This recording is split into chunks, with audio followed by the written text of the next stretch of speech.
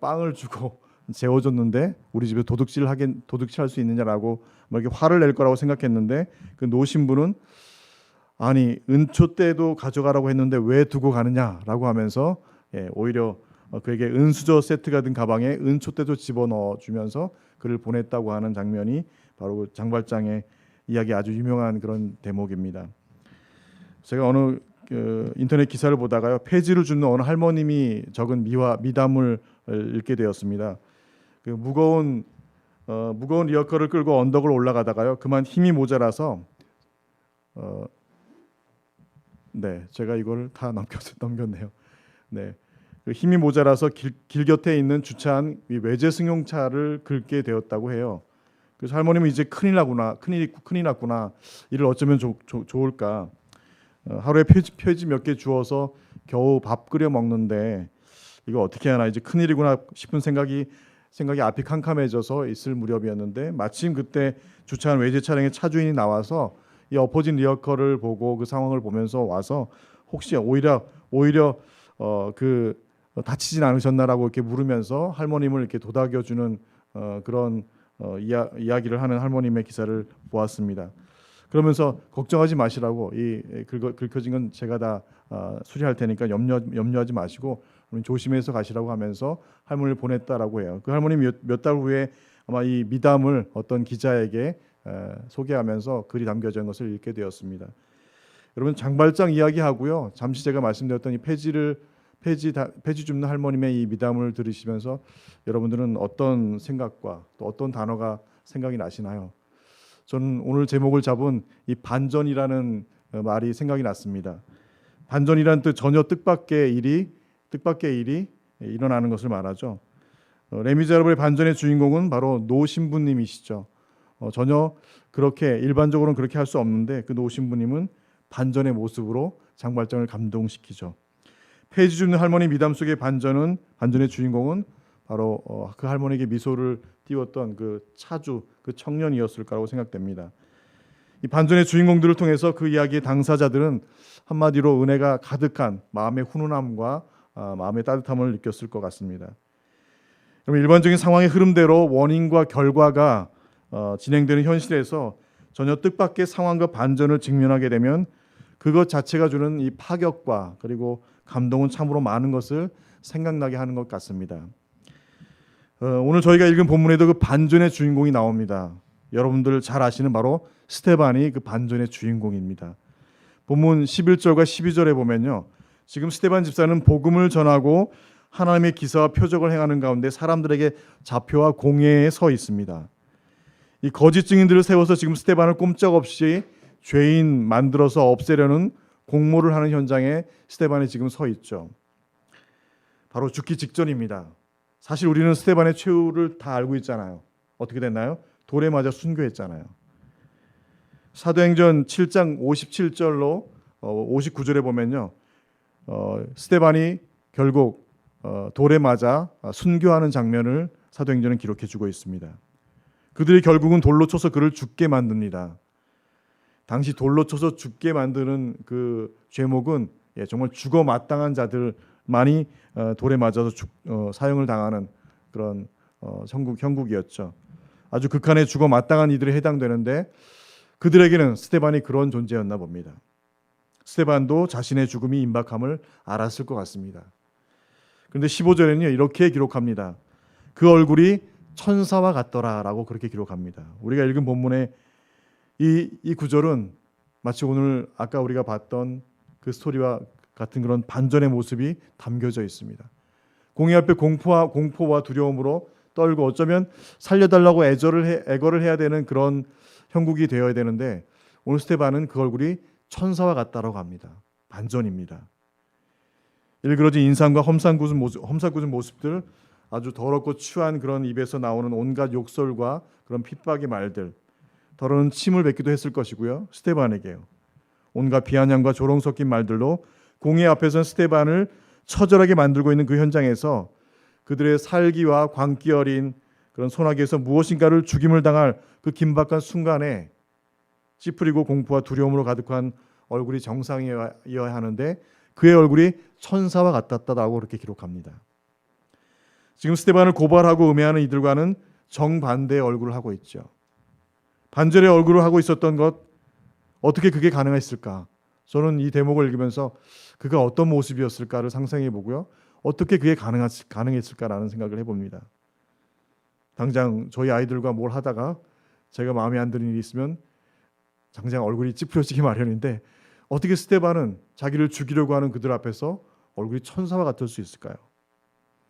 스데반의 내공, 그 반전의 내공이 무엇인지를 질문하지 않을 수 없는 것 같습니다. 그는 사도도 아니었고요. 그저 헬라파 유대인 중에 한 사람이었고 또 그가 그런 신실한 성도 중에 한 사람이어서 우리가 지난 시간에 살펴본 대로 섬김의 자리에서 7명의 집사 중에 한 명으로 뽑힌 자가 바로 이 스데반이었습니다. 어떻게 오늘 사도들 이상으로 놀라운 모습으로 이 평범한 그 한 사람이 이런 반전의 얼굴로 서슬퍼런 그들 앞에 여유로움으로 맞닥뜨릴 수 있었는지, 그래서 더 그 이유를 찾고 묵상하게 됩니다. 6장을 시작하면서 12사도들이 여러분 아신 대로 기도와 말씀으로 그들이 섬기는 일에 전념하게 되니까요. 예루살렘의 이 초대교회의 무리가 더 커지는 것을 우리는 지켜보고 있습니다. 그러던 중에 지난 시간에는 이 공동체 안에 좀 사도들이 다 감당하지 못하는 일들로 인해서 문제가 발생했죠. 그래서 7 봉사자들, 공동체 내에 7명의 신실한 봉사자들을 세우게 됩니다. 7 집사들을 교회 안에 세우게 되죠. 집사, 이 데콘이란 말은 여러분들 아시는 대로 이 디아코노스라는 그 그릭에서 나왔습니다. 섬김, 종, 봉사라는 말이라고 합니다. 영어로는요, ministry, servant, deacon 이 세 가지로 번역되는데요. 성경에는 총 8가지로 이렇게 표현되고 있습니다. 제가 한번 찾아봤는데요. 왕의 사환도 비슷하게 말을 쓰고 있고요. 하나님의 사자, 할례의 수종자, 사역자, 일꾼, 그리고 섬기는 자, 하인들, 집사, 이렇게 똑같은 디아코노스라는 그 그릭 똑같은 말을 이렇게 사용하고 있습니다.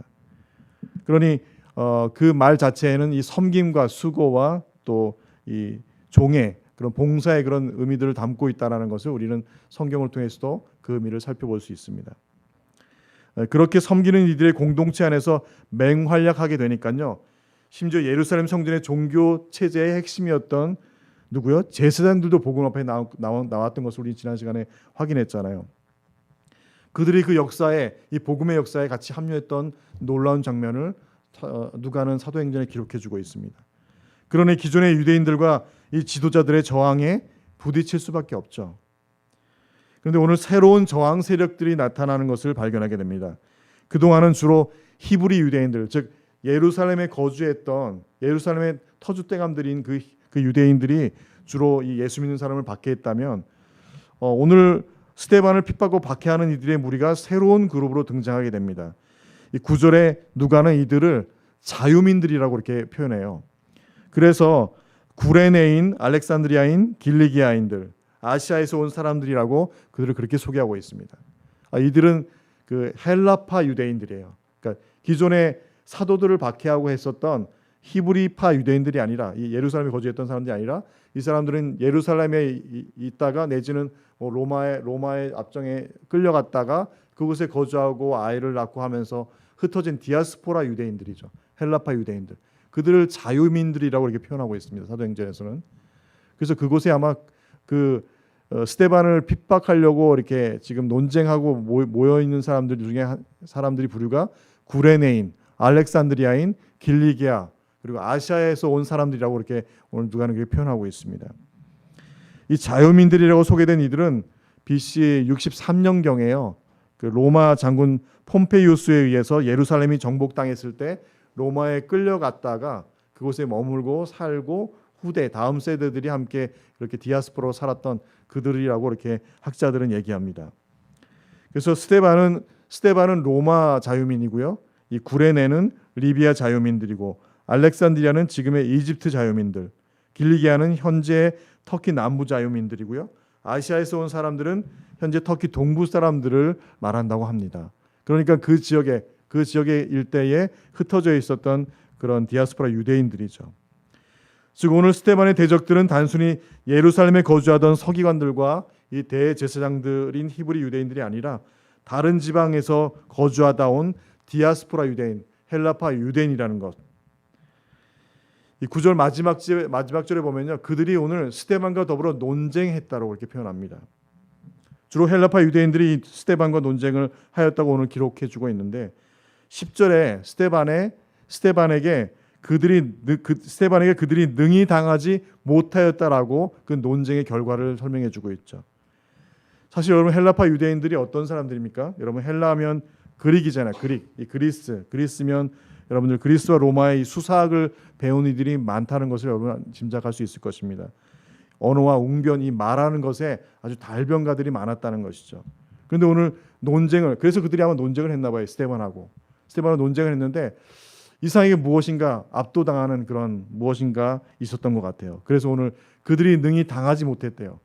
말을 정말로 잘하는 그 달변가 수사학자들인데도 불구하고 이 스데반을 그들이 당하지 못했다고 오늘 표현하고 있죠. 여러분 아시는 대로 플라톤과 아리스토텔레스, 소크라테스 이 사람들 다 어떻습니까? 수사학에 능한 그런 철인들이었잖아요. 그런 유사한 그릭에 있었던 사람들이 그 헬라파 유대인들과의 스데반의 논쟁이 결과가 오늘 이렇게 명확하게 스데반의 승이라고 이렇게 누가는 기록하고 있습니다. 그런데 그들이 능히 당하지 못한다라고 차이가 나도 아주 현저히 차이가 남을 그렇게 기록하고 있죠. 한국에 이 코로나를 맞으면서 출간한 책 중에 또 베스트셀러를 했던 리부트라는 책을 썼던 김미경 그 대표를 여러분 아시나요? 그 MK 유튜브 대학의 대표로도 지금 활약을 하고 있더라고요. 오래전부터 굉장히 말 잘하는 그런 그 아주머님으로 유명하죠. 오래전부터 이 스피치 강사로 강의하던 그런 분입니다. 쉬우면서도 모두가 공감 가는 그런 아줌마 어투로 청중을 들었다 놨다 하는 그런 모습을 봅니다. 강의를 들어보면요, 정말 말 잘해요. 그죠? 세상을 바꾸는 시간 세바시라는 그 유명한 프로에 제가 본 사람들 중에 김창옥 교수라는 분도 계시더라고요. 남자분인데, 네, 덜어는 아주 거란 그런 좀 센 말을 사용하면서 좌중을 쥐락펴락하는 그런 모습을 보게 됩니다.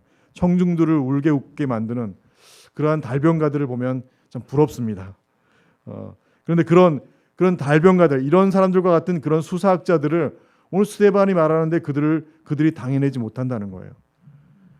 그들이 내 앞에 딱 서서 눈을 부라리고 정말 논리정연한 말로 쫙 읊어대면 더 이상 반박할 수 없는 그런 압도당함의 그런 모습들 여러분은 경험하실 건데요.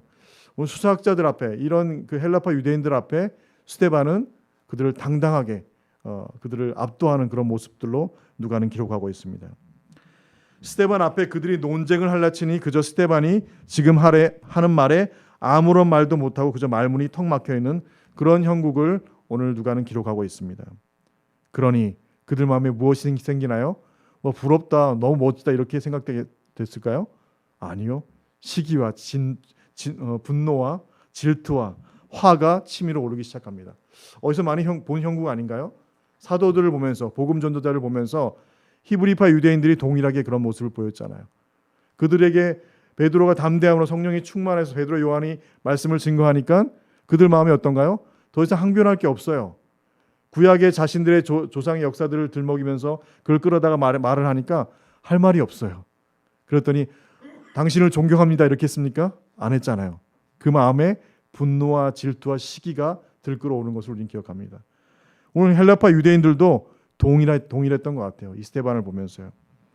히브리파 유대인들이었던 제사장들과 서기관들, 사두개인들이 사도를 대하듯 오늘 헬라파 유대인들 지금 쭉 나와 있었던 이런 디아스포라 유대인들이 와서 스데반을 지금 힐문하면서 말문이 막히자 동일한 그런 감정을 보입니다. 그리고 나서 논쟁하지만 당해내질 못하니까요. 결국 인위적인 방법을 사용하죠. 정정당당하게 공정하게 당해내지 못하니까 어떻게 하나요? 트릭을 쓰고 반칙을 씁니다. 비단 사도들과 스데반에게만 그런 것이 아니죠. 사도행전 13장 44절에 보면요. 바울이 비시디아 안디옥에 도착한 후에 두 번째 안식일의 복음을 전하자 온 시민이 거의 다 하나님의 말씀을 듣고자 하여 모였다고 합니다. 그런데 45절에 보니까 유대인들이 무리를 보고 시기가 가득했다라고 기록해 줍니다. 똑같은 방향이잖아요. 누구의 기록입니까? 바울이요. 바울이 복음을 전하니까 많은 사람들이 모였는데 그것을 보고 유대인들이 시기했다고 그러죠. 꼭 복음을 전할 때마다 이 유대인들이 와서 질투하고 화를 내고 시기하는 모습을 나타냅니다. 사도행전 21장 27절에 보면요, 바울이 예루살렘에 도착해서 정결례를 마칠 때쯤에 아시아로부터 온 유대인들이 이 바울을 보고 모든 무리를 충동하여서 바울을 거짓으로 고소합니다. 오늘 스데반과 똑같은 형국이에요. 스데반을 고소하기 위해서 사람들을 이렇게 모으죠. 그리고 회유하죠. 거짓을 말하게 하죠. 바울을 고발하고 기소한 내용이 오늘 스데반을 거짓으로 고발한 내용과 똑같습니다. 성전과 율법을 모독했다라고 하면서요. 사도들이 전한 복음, 스데반이 전한 복음, 바울이 전한 복음이 같았기 때문이죠. 그러니 기존의 히브리파 유대인들, 헬라파 유대인들도 모두에게 다 위협적이고 시기 질투의 대상이 되어서 결국 거짓으로 무리를 선동하여 소동을 일으킴으로 복음을 거부하도록 조장하는 것이 당시 복음을 대적하던 일의 공통된 모습인 것을 우리는 사도행전을 통해서 발견하게 됩니다. 스데반을 기소한 내용은 두 가지입니다. 그런데 두 가지 공통점이 뭐냐면요, 하나님을 모독했다는 것입니다. 하나님과 성전과 율법을 모독했다, 결국 하나님을 모독했다는 것이죠. 사도행전 19장 11절에는 이렇게 말합니다. 사람들을 매수하여서 말하게 하되 이 사람이 모세와 하나님을 모독하는 말을 하는 것을 우리가 들었노라 하게 하라, 이렇게 말합니다. 모세의 율법과 하나님을 모독하는 말을 하는 것, 서로 이렇게. 그 당시에 이 하나님의 성전과 율법을 모독하고 모세와 하나님을 모독하는 것, 어떤 그 형벌에 처합니까? 죽음이었습니다. 사도행전 19장 10절에는요, 바울이 아시아에 사는 유대인이나 헬라인이나 다 주의 말씀을 듣더라라고 하니까요, 이것이 성전과 율법을 모독한 것이라고 그들을 그리 이해하게 됩니다. 그들이 아시아에 사는 자는 유대인이나 헬라인이나 다 주의 말씀을 듣더라, 이렇게 말을 하니까요, 성전 중심으로, 예루살렘 성전 중심으로만 그것이 가능하고 그곳에만 하나님이 거하신다고 그렇게 생각하고 주장했던 그들에게는요, 이 말이 그들에게는 화가 나고 진노가 나고 질투가 나는 말이죠. 그래서 이것이 성전과 율법을 모독한 것이라고 그들은 생각해서 바울을 핍박하죠. 율법과 성전을 부인하는 것은 언약을 부정하는 것이라고 그들은 생각했습니다. 그리고 그것은 율법과 성막을 세운 모세와 이 하나님을 모독하는 것이 되기에 이 유대인들에게는, 그리고 그들이 지키고 있는 종교적 전통성이든 뭐든 다 파괴되는 것이기에 모독죄라고 그들을 법정 기소하였던 것이죠. 사도들도 그랬고 오늘 스데반도 그랬고 나중에 나올 바울도 그러했습니다. 사실 실제 그것이 진실로 신성 모독죄가 되는지 이 구약 시대의 법을 보면요, 그것이 얼마나 무서운 죄라는 것을 분명히 율법에 기록하고 있는 것을 보게 되는데요. 분명히 맞습니다. 신성 모독, 하나님을 욕되게 하는 것은 사형에 처한다는 것 맞습니다. 율법에. 예레미야 26장 6절과 9절에 보면요, 성전이 이전에 실로같이 되고 예루살렘 성은 세계의 열방의 저주거리가 되리라고 예레미야가 얘기하죠. 무엇 때문에요? 그들의 죄 때문에, 돌이키지 않기 때문에. 하나님의 말씀대로 그렇게 예루살렘 성은 저주거리가 되겠다라고 얘기했는데 이것이 바로 신성 모독이라고 하죠. 그 당시에 거짓 선지자들이. 그래서 예레미야를 죽이려고 하잖아요. 하나님을 욕되게 했다고. 예레미야 26장 8절의 기록처럼 이 예레미야 그가 반드시 죽어야 하리라고 얘기하고 있고요. 그리고 11절에도 죽는 것은 마땅하다라고 그렇게 예레미야서의 이 거짓 선지자들은 말하고 있습니다. 그러나 지금 성전과 율법은 오직 예루살렘에만 있는데, 그래서 하나님도 그곳에만 있어야 하는데 사도들도 그렇고 스데반도 그렇고 바울도 그렇고 다 모두가 어떻게 해요? 전하여 준 규례를 고치겠다고 하고요. 오늘 말씀 14절에 보면요, 나사렛 예수가 이곳을 헐겠다라고 말하죠. 어디를요? 예루살렘 성전을 헐겠다라고 하니까 이게 말이나 되는 거예요. 그들에게. 이건 완전 신성 모독이잖아요. 하나님 없이 여기는 거잖아요. 모세가 우리에게 전하여 준 규례가 뭡니까? 율법이잖아요. 그것을 고치겠다고. 누가요? 나사렛 예수가요. 그러니 그들이 얼마나 화가 나겠어요. 성전이 헐어지게 될 것이고, 지금 자기들이 신주단지 모시듯이 모시고 지키는 이 율법을 고치겠다고 하니까 이들이 얼마나 화가 나겠어요. 이들이 바로 예레미야 기록한 대로 죽임을 당해야 할 이들이라고 해서 그래서 사도들과 스데반과 바울을 그렇게 핍박하고 죽이려고 했던 것이죠. 헬라파 유대인들조차도 복음과 전하해지는 이 예수님의 말씀 전파, 즉 성전을 허물고 율법이 고쳐질 것이라는 이 신성 모독에 대해서 여전히 사도들과 집사들을 그냥 두지 않았습니다. 왜냐하면 이들 역시 자신들이 이 땅에서 살면서 그들의 삶의 중심으로 둔 곳은 하늘에 속한 것이 아닌 이 땅의 성전과 율법을 그들의 삶의 중심에 두었기 때문이죠. 그리고 그곳에만 하나님 계십시오, 예루살렘 성전에만 하나님 계세요 라고 하나님을 감금해 두는 그런 삶을 살고 있었기 때문입니다. 하나님 이곳에서 나오면 안 돼요, 절대로. 하나님을 그렇게 가두고 제한하고 그들이 하나님 다른 곳에서 하나님 예배할 수 없도록 그렇게 그들이 제한해 놓고 선을 그어 놓은 그런 삶을 살고 있었기 때문이죠.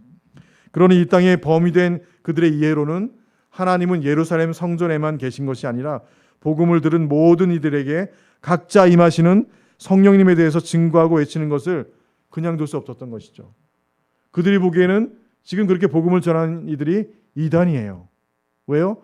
하나님은 성전에만 계셔야 되는데 어찌 모든 사람 각자에게 다 임하여 성령이 각자에게 임하여 어떻게 그것이 가능하다는 것이죠. 그들에게 이해되지 않는 것이잖아요. 그러니 그들은 죽어 마땅할 이단일 수밖에 없는 거죠. 그래서 그들은 스데반을 잡아 가두고자 사람들을 매수했다고 하죠. 거짓말로 음해하도록 하고요. 심지어 그것을 위해서 거짓 증인까지 세워서 진실이 아닌 거짓을 말하게 합니다.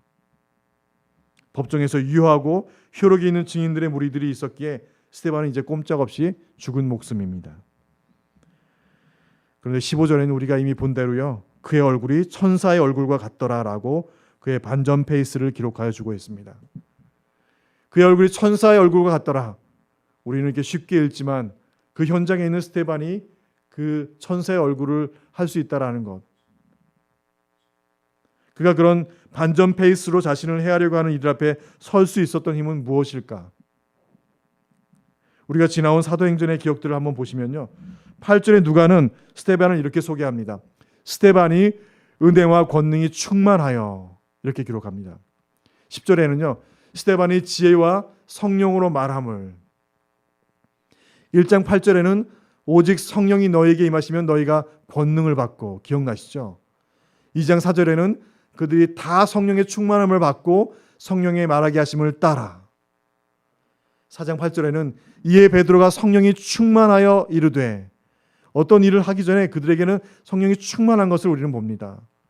6장 3절에 너희 가운데서 성령과 지혜가 충만하여라고 기록합니다. 스데반의 그 반전은 결국 상황과 형편을 역전시키시고 일상과 이 상식과 일반과 통념을 깨트리고 넘어서게 하시는 바로 성령 하나님의 권능, 그 능력이었던 것이죠. 그 성령이 임하시니까요, 오늘 그렇게 할 수 없는 그 상황에서 그의 얼굴은 천사의 얼굴을 했다라는 반전의 역사를 보이고 있는 것이죠. 바울이 12사도들이 7 집사들이 지금 바로 그 성령 하나님께 강권하심을 입고 그 충만하심의 사료 옆에 있게 되니까요, 곳곳에서 일반 범인들이 할 수 없는 이 믿는 자의 반전 페이스로 주 예수 그리스도 하나님 나라를 증거하게 되었던 것을 봅니다. 놀랍습니다. 오늘 우리는 어떤 반전의 매력을 가지고 세상 가운데서 내 안에 그리스도를 궁금하게 하시면서 살고 계신지요? 아마 그 모인 공회 사람들이 다 모여서 그 스데반 얼굴 보면서 그의 얼굴이 전혀 예상 밖의 얼굴을 띠면서 보이니 아마 그들은 속으로 이렇게 생각했을 것입니다. 저 안에 있는 그가 누구지? 아마 그렇게 궁금했을 것입니다. 너가 믿는 예수, 내가 안 믿는 예수 똑같더라라고 하는 삶을 살고 있지는 않은지, 예수를 믿으나 예수를 믿지 않으나 똑같은 삶을 살고 있다면, 내가 알던 당신이 아니네요. 그분이 당신 안에 계시니까 그분이 당신의 삶을 주관하시니 당신은 더 이상 이전에 내가 알던 그 사람이 아닌 것 같아요. 그런 고백을 듣는다면 얼마나 행복하겠습니까? 지금 주님이 부르셔도 여한이 없을 것 같습니다. 말씀을 정리합니다. 제가 초등학교 때 본 것 같아요. 무술 영화의 대명사였던 쥐꼬리라는 영화를 여러분 혹시 보셨는지 모르겠습니다. 매번 동네 사람들에게 얻어맞고 바보 취급을 당하여서 착하게 살지만 당하고만 사는 어떤 한 사람이 우여곡절 끝에 고주망때 술을 마시면 괴력을 발휘하는 무술을 가르치는 주정뱅이 사부를 만납니다. 온갖 잡일과 심부름을 하면서 무술은 언제 가르치나 싶었는데 그동안 물을 길러오게 하고요, 방아를 찢고 빨래를 짜는 그런 훈련들을 통해서 기초 훈련을 배우게 하는 그런 모습들을 볼 수 있었습니다. 어느 날 이전에 얻어맞고만 다니던 심성고운 그런 사람으로 알고 이전에 악당들이 그를 괴롭히죠. 때는 이때다. 그동안 연마한 이 취권으로 그 악당들을 물리치는 장면의 내용이 바로 이 취권의 내용이었습니다. 영화에 악당들의 허를 찌르며 혼쭐을 내준다는 그런 이야기가 지금도 어떤 이 동화 이야기를 읽었던 것처럼 그렇게 기억이 나는 것 같습니다.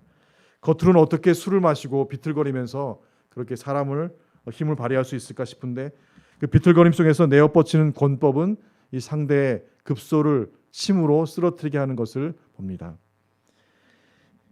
보는 이들에게 권선징악의 대리만족의 그런 어떤 절정의 카타르시스를 경험하게 하는 그런 영화 중에 하나였습니다. 하나님께서는요, 오늘 이 땅에 당신의 백성으로 사는 이들을 그런 반전의 주인공으로 세우셨던 것을 우리는 기억합니다. 비록 보기에는 볼상 볼만한 것이 없고 현실에 보여지는 것은 아무것도 없지만 그러나 그들을 어떻게 해요? 하나님의 일하실 그때에 반전의 주인공으로 우리 각자를 세워두신 것, 우리가 우리 안에 성령님의 인도하신 대로 살아내면 바로 그런 더 많은 이들을 하나님께 나아오도록 공감케 하는 그런 반전의 주인공들로 우리를 사용하시기 때문이죠. 그것은 내 힘이 아니라 내 안에 계신 성령님께서 내 안에 권능으로 임하시는 그 성령 하나님의 힘으로 가능하게 하신다는 것. 15절을 여러분 다시 한번 보시면요, 공회중에 앉은 사람들이 다 스데반을 주목하여 보니, 누가요? 거기에 모인 사람들이 다 스데반을 주목하여 보았대요. 그 얼굴이 천사의 얼굴과 같더라. 스데반은 지금 예수 믿지 않는 이들이었던 바로 그들이 모두 다 주목하는 그런 얼굴이 되었습니다. 어쩌면 그를 때려 죽이고 업신여기고 없어지게 사라지게 하고자 했던 그 모든 사람들의 주목을 다 받는 얼굴이 되었어요. 지금 그의 얼굴이 천사와 같다고 합니다. 그들이 상상했던 얼굴과는 전혀 다른, 사도행전을 기록한 누가만 그 얼굴을 본 것이 아니라요, 그곳에 스데반을 죽이려고 공모한 모든 이들이 다 그의 얼굴을 보았습니다. 죽음 앞에 무서워 떨며 살려달라고 애걸을 할 것을 상상한 그들 앞에 초연하여 오히려 여유와 평안을 가지고 그들을 향하여 긍휼의 마음을 가지고 천사의 얼굴을 하고 있으니 이것이 스데반의 영적 내공을 폭발시키며 이 반전의 믿음과 신앙을 증거한 것이 아니고 무엇이겠습니까? 아마 그들 중에는 예수님께로 나아오고 복음 앞에 나온 이들이 분명히 있을 것 같습니다. 사도행전 7장 58절에는요 이렇게 기록합니다. 성 밖으로 내치고 돌로 칠새 증인들이 옷을 벗어 사울이라는 청년의 발 앞에 두니라. 사울이라는 청년 누군가요? 사울이 바로 우리가 알고 있는 신약서신 3분의 1을 기록한 사도 바울이잖아요. 사도 바울도 다메섹에서 예수님을 만나고 나서 그가 동일한 핍박과 고난의 현장에 설 때마다 모름지기, 이때에 그가 예수를 알지 못했을 때 돌에 맞아 피 흘리면서 여전히 잃지 않았던 스데반의 그 미소와 천사의 얼굴이 떠올랐을 것입니다. 그의 안에서 동일하게 권능으로 임하셨던 바로 그 성령님의 반전의 역사를 사도 바울도 그래서 몸소 감내하며 동일하게 핍박과 박해 속에서 반전의 역사를 써 내려갈 수 있었을 것입니다. 고린도후서 11장에는 그래서 그는 이렇게 기록합니다. 저희가 그리스도의 일꾼이냐 정신없는 말을 하거니와 나도 더욱 그러하도다. 내가 수고를 넘치도록 하고 옥에 갇히기도 더 많이 하고 매도 수없이 맞고 여러 번 죽을 뻔하였으니 유대인들에게 40에 하나 감한 매를 5번 맞았으며 3번 태장으로 맞고 1번 돌로 맞고 3번 파선하는데 일주일을 기품에서 지냈으며 여러 번 여행에 강의 위험과 강도의 위험과 동족의 위험과 이방인의 위험과 시내의 위험과 광야의 위험과 바다의 위험과 거짓 정죄 중에 위험을 당하고 또 수고하여 애쓰고 여러 번 자지 못하고 줄이며 목마르고 여러 번 굶고 춥고 헐벗었노라. 그럼에도 불구하고 아마 사도 바울은 그 어떤 때쯤에 스데반의 피 흘리는 그 얼굴 속에 천사의 얼굴을 기억했을 것입니다. 빈 수레가 짐을 가득 실은 수레보다 요란하다고 하죠. 빈 깡통이 요란합니다. 그러나 정말 내공이 있는 자들은 티가 나지 않지요. 결정적 순간에 그 내공이 드러납니다. 반전의 역사가 일어난 것을 보게 됩니다. 우리 안에 성령을 모시고 그의 인도하심을 따르는 우리 모든 믿는 자들은 비록 겉으로 보여지는 것이 별반 다를 것이 없지만 하나님께서 일하셔야 하는 그 순간, 바로 그 결정적 순간에 모두가 깜짝 놀라는 그런 반전의 페이스로 그 삶에 주를 드러내며 증거하는 역사의 주인공이 다 될 줄 믿습니다. 여러분, 그 믿음으로 함께 같이 나가기를 소원합니다. 바라고 원하고 기도하는 것, 주님, 우리도 그 반전의 역사의 주인공으로 공회의 모든 이들이 스데반을 주목하였던 것처럼 믿지 않는 자들에게 이 반전의 페이스로 내 안에 그 일을 가능하게 하신 그 성령 하나님을 소개시켜드리는 삶, 그런 삶 살게 하여 주시옵소서. 이것이 오늘 저희가 말씀을 살피며 결단하고 붙들어야 할 것임을 알고 함께 기도하길 원합니다. 함께 기도하시겠습니다. 이 시간에 기도하실 때요, 성경의 수많은 반전의 역사들과 주인공을 보게 됩니다. 아니, 그 반전의 역사를 이끌었던 우리 하나님을 다시 한번 주목하게 됩니다. 99의 나이에 100세의 아들을 허락받은 아브라함과 이삭을 통하여서 일하셨던 반전의 하나님, 노예로 팔려갔던 요셉이 애굽의 총리가 되어서 가족과 민족을 살리게 하신, 그를 통해 반전의 역사를 일으켰던 그 하나님, 앞에 서지도 못하고 말이 어눌한 모세를 들어서 홍해를 가르셨던 그 반전의 여호와 하나님, 사자굴 속에서 다니엘을, 풀무불 속에서 다니엘과 그 세 친구를 살리신 반전의 하나님, 850대 1의 바알과 아세라 선지자들과 맞선 엘리야를 통해서 일하셨던 반전의 하나님, 그리고 십자가가 죽음이지만 그러나 그 죽음을 이기고 다시 사신 생명과 부활의 반전의 역사를 일으키신 우리 여호와 하나님, 오늘 저희의 삶에서도 우리가 전혀 기대할 수 없는 상황과 여건 가운데서도 그곳에서도 일하시는 그 반전의 하나님을 소망하고 기대하며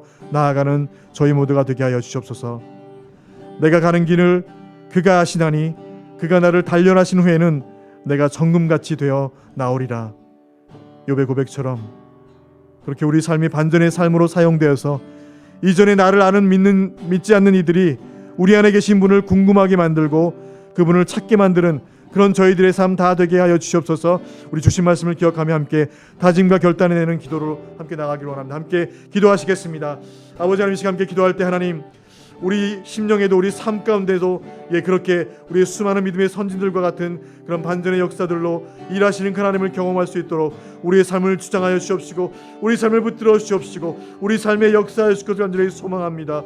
주님, 우리의 주님 미적지근한 그런 믿음과 신앙의 그런 좌절 남아있지 않도록 도와주시옵시고 다시 한번 분열이 일어나고 주목을 불끈지며 일어날 수 있는 영적 각성과 깨어짐이 우리 가운데 있게 하여 주셔서, 주님, 사도들이 주님 스데반 집사가, 사도 바울이, 모든 믿는 자들과 우리 믿음의 선진들이, 우리 믿음의 조상들과 선배들이 죽음을 각오하고 결단하며 나갈 수 있었던 그 곡점, 그 지점에는 바로 반전의 하나님이 일하시고 계셨던 것을 우리가 기억하며 우리도 동일하게 주님, 우리 안에서 역사하시는 그 하나님이 드러날 수 있도록, 소개될 수 있도록, 우리 삶이 그렇게 반전될 수 있도록 내가 그렇게 믿음을 쓰게 하여 주옵시고 내가 그렇게 주님 성령의 역사들에 전폭적으로 주님 충만함으로 나갈 수 있도록 우리 삶을 주장하여 주셔서 하나님, 그 말씀에 순복하여 그렇게 주님 우리 발걸음들을 내딛을 수 있도록 우리 삶을 그렇게 붙들어 주기를 소망합니다. 주님, 말씀이 그러한지어라고 고백하며 나가는 그런 주의 순복하는 마음들로 나가길 소원합니다. 우리 심정에 하나님, 그런 결단과 하나님을 향한 간절한 마음들이 있게 하여 주셔서 마지막 때 하나님, 주님 오실 그날이 도적과 같이 온다라고 말씀해 주시고 하나님이 임신한 여인의 해산의 고통과 같이 온다고 말씀해 주셨는데 그때가 분명히 올 것을 우리가 아는데 때와 시기는 우리에게 상관없다 말씀하신 대로 그 시기들 주님, 그것이 내일일지 모레일지 아니지만 1시간 뒤일지 1분 뒤일지 우리가 알 수 없지만 그러나 그날을 기다리며 그날을 수명하며 준비하는 하나님의 열처녀 등불을 준비하는 열처녀와 같은 그런 심령으로 하나님 그날을 기대하며 우리가 소망하며 하나님 주님 준비할 수 있는 자가 될 수 있도록 그렇게 인도할 것을 소망합니다. 주님, 나약하고 미적지근하고 하나님 여전히 주님 하나님 앞에 어떠한 그런 긴장과 긴박감도 없는 그런 삶들로 하나님 게으르고 나태해 있지 않도록 우리 삶이 주님 늘 깨어 근신하게 하여 주셔서 우릉사자와 같이 우리를 삼키고자 하는 그 사단의 그런 공격과 모든 유혹과 계기의 술수에서 우리가 주님 이기게 하시고 이김을 주시는 여호와 하나님을 붙들고 나갈 수 있도록 주님 우리 삶 가운데 하나님 좌정하시고 일하시옵시고 우리 삶을 주님 강하게 움켜잡아 주셔서 우리가 다른 것에 마음을 빼앗기지 않고 주님께로 온전히 마음이 집중되어 하나님께 붙들림 받은 삶들을 살아낼 수 있도록 우리 삶을 그렇게 역사할 것을 소망합니다. 주님 오늘도 주님 우리 삶에서 반전의 역사로 일하시는 그 하나님을 보게 하여 주옵시고 우리 심령에 우리 얼굴에 오늘 스테반과 같은 그런 천사와 같은 얼굴들로 문 영혼들이 하나님 우리 심령에 계신 그 주님을 궁금하게 만드는 그런 삶 살다가 주님 부르시는 그 앞에 주님 기쁨으로 나갈 수 있도록 우리를 그렇게 붙들어 주시옵소서. 아버지 하나님 감사합니다. 이 시간 저희 심령에 하나님 돌에 맞아 주님 살이 찢기며 피를 흘리는 그 고통보다 그를 바라보고 있는 그 예수님의 얼굴을 바라보며 그분이 위로하고 그분이 주실 기쁨과 그분이 주실 상급과 그분이 주실 말할 수 없는 그 은혜가 더 커서 천사 같은 얼굴을 지으며 그 순교 현장에서 주님 그것을 감내했던 스데반의 그 모습을 다시 한번 우리가 기억하며 그 심령에 하나님 그 반전의 역사를 일으켰던 그 하나님을 기억하며 다시 주님 우리 삶 가운데서 우리의 주님 행여나 우리의 텐션이 잃은 나약하고 게으른 우리의 삶 가운데 다시 한번 주님을 붙들 수 있는 주님을 움켜잡고 우리의 믿음과 신앙이 견고함으로 나갈 수 있는 그런 계기 삼도록 주님 성령의 권능을 허락하여 주옵시고 믿는 자들 가운데 오늘 사도행전에 기록한 모든 이들이 하나님의 복음을 증거하며 삶 가운데 투쟁하며 나갈 때마다 부어주셨던 성령의 권능과 충만함들을 우리에게 허락해 주셔서 우리의 발걸음들이 세상 가운데 나아가서 있을지라도 우리의 본분과 우리의 주님 이 땅에 거할 그 이유들을 잃지 않는 그런 삶들을 살아드릴 수 있도록 주님 오늘도 우리 가운데 은혜를 부으시옵시고 깨어 근신하는 삶들로 살 수 있도록 우리를 정신 차리게 하시고 하나님 주님 우리 심령에 성령님께서 날마다 주님 말할 수 없는 것들로 부으시고 간구하시고 말씀하여 주셔서 그 발걸음 떼 나갈 수 있도록 저희를 붙들어 주시옵소서.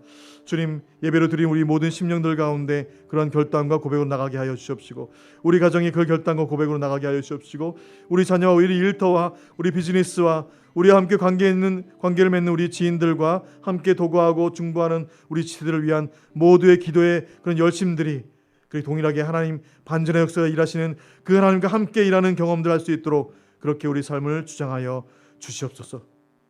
우리 예배를 받으시려 하나님 우리 예배를 기뻐 흠량하시옵시고 영광을 받아 주시옵소서. 지금은 우리 구주 예수 그리스도의 은혜와 하나님 아버지의 놀라우신 사랑하심과 성령 하나님의 내주감과 교통 충만하심이 오늘 이곳에 와서 모여 예배를 드리며 마음을 드리며 우리 심령이 하나님께로 그 중심에 다 교제하기를 소원하는 하나님의 예수님 사랑하는 형제 자매들 하나님의 아들과 딸들 주님의 권속들 위해 특별히 주님 여전히 지금 코로나로 인해서 어려움 가운데 있는 인도 땅과 또 북녘의 우리 동포들과 또 주님 지구촌 곳곳에 복음의 최전선에서 복음을 들고 복음의 파수꾼대에 서 있는 우리 모든 선교사님과 그 사역과 그 가정들 위해 특별히 주님 연약한 육신과 또 질병과 질환과 또 아이들의 어떤 어려움들의 문제들 우리 각 가정의 기도의 제목들을 가지고 기도하며 하나님께 주님 속히 그 일들이 이루어질 것을 위해서 간절함으로 절박하고 나아가는 우리 지들 머리머리 위에 오늘도 주님 주일 거룩한 주일 미국 땅과 온 지구촌 곳곳에 드려지는 모든 주일 예배 위에 영원히 함께 있기를 축원하옵나이다. 아멘.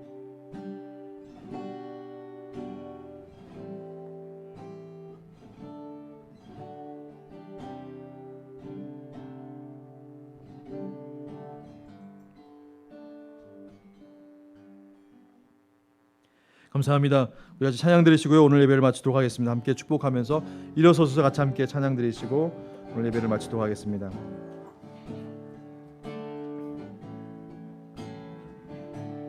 당신은 하나님의 언약 안에 있는 축복의 통로, 언약 안에 있는 축복의 통로,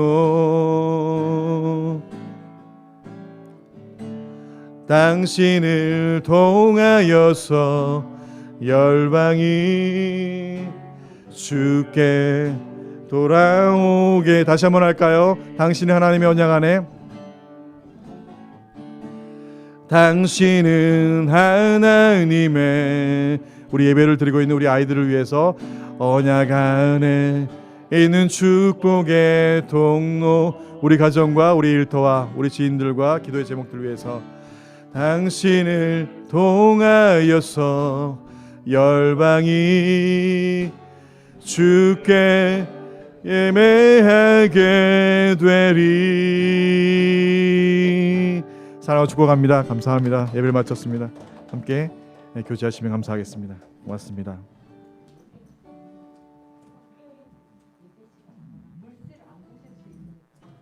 네, 그래요. 다시 한번 할까? 다음 주부터는 이번 주하고 다음 주는 9시에 주일 예배가 이루어지고요. 그리고 7월 18일부터는 우리가 다른 장소에서 예배를 드리게 되는데 시간이 오후 3시로 이동하게 됩니다. 여러분 불편하시지만 함께 조정된 변경된 시간으로 함께 예배를 동참해 주시면 감사하겠습니다. 감사합니다.